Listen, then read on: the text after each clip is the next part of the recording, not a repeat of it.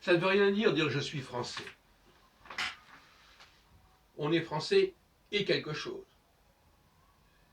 Il y a le français, c'est un mythe le français. On appartient à une communauté qui a des origines, qui a des racines. En tout cas, c'est comme ça que je vois ça d'un point de vue saturnien. On ne peut pas faire abstraction de ses origines.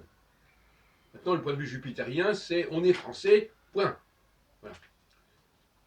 Bon, donc il y a aussi deux discours qui s'opposent et qui sont parfaitement étudiés par l'astrologie telle que je la conçois.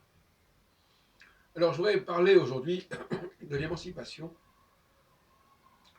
c'est-à-dire au niveau de la communauté juive, quelle est la stratégie à suivre. Alors, il faut faire attention à ce qu'on dit. On ne peut pas être un juif issu de l'immigration, c'est-à-dire dont les parents ou grands-parents n'étaient pas français, ou ne vivaient pas en métropole, parce que pour moi, des gens qui vivent sous les tropiques ou en Afrique, ils ont une culture différente, ils ont un environnement totalement différent. Donc il ne faudrait pas se moquer du monde. On ne peut pas être contre l'immigration si on est soi-même issu de l'immigration. Il faut être sérieux. Et qu'on le veuille ou non, 80% des juifs de France sont issus de l'immigration, si on remonte à une, deux, trois, quatre générations.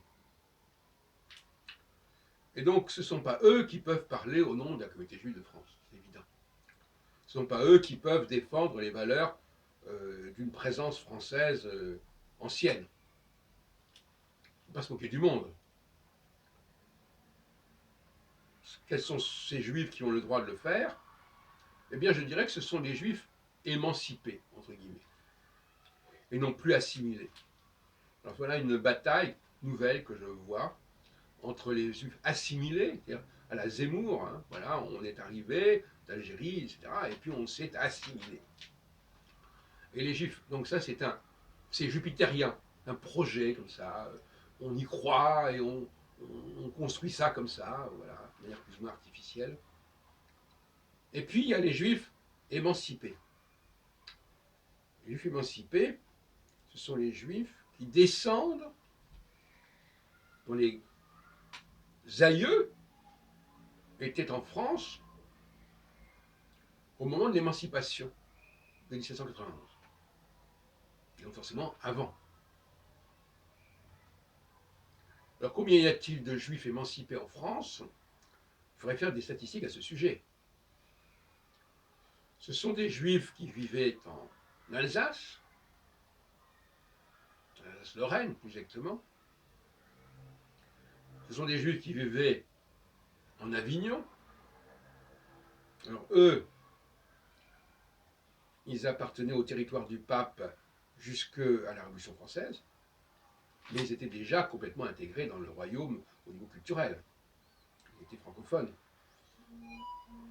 Il y a d'ailleurs une présence juive francophone dans les États du pape, qui est attestée notamment au XVIe siècle, dans les Nostradamus, même s'ils étaient convertis. Alors là, la question de la conversion, c'est encore un autre sujet. Pour moi, ça n'a pas beaucoup d'importance qu'un juif soit converti ou pas. Et beaucoup de juifs importants dans le monde actuel sont issus de la conversion, et c'est pas un problème. Donc, les juifs émancipés,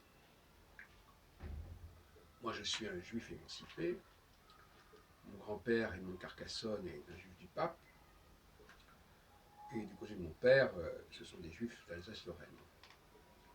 Ce qu'on appelle les juifs de souche française. Bon, je préfère parler des juifs émancipés pour bien situer la période. Donc, quand on n'est pas, et donc même les juifs d'Algérie, qui ont été francisés, si on peut dire, en 1870, ce ne sont pas des juifs émancipés. Donc il faut montrer ça. Pourquoi? Parce que tout simplement, eux-mêmes se réfèrent à l'émancipation, qui s'est faite à la fin du règne de Louis XVI, sous Louis XVI, dans le cadre du royaume de France. Ne l'oublions pas. L'émancipation n'est pas le résultat de la révolution au sens de la fin de la monarchie française. Elle est antérieure à l'exécution de Louis XVI en 1793. Donc, il faut rétablir les choses correctement. Il faut que la communauté juive de France soit représentée par des juifs émancipés et non pas par des juifs assimilés, je le dis très clairement, très nettement. Et dans ma conception de ma volonté de maintenir les positions des juifs en France, que ce soit face aux chrétiens par un développement d'un antichristianisme bien défini, ou aux musulmans, précisément par cette problématique des juifs émancipés, qui donne les droits aux juifs de ne pas être mis sur le même pied que les juifs, que les immigrés maghrébins, qui sont, comme je l'ai dit hier l'autre jour, non pas des musulmans, mais avant tout des maghrébins.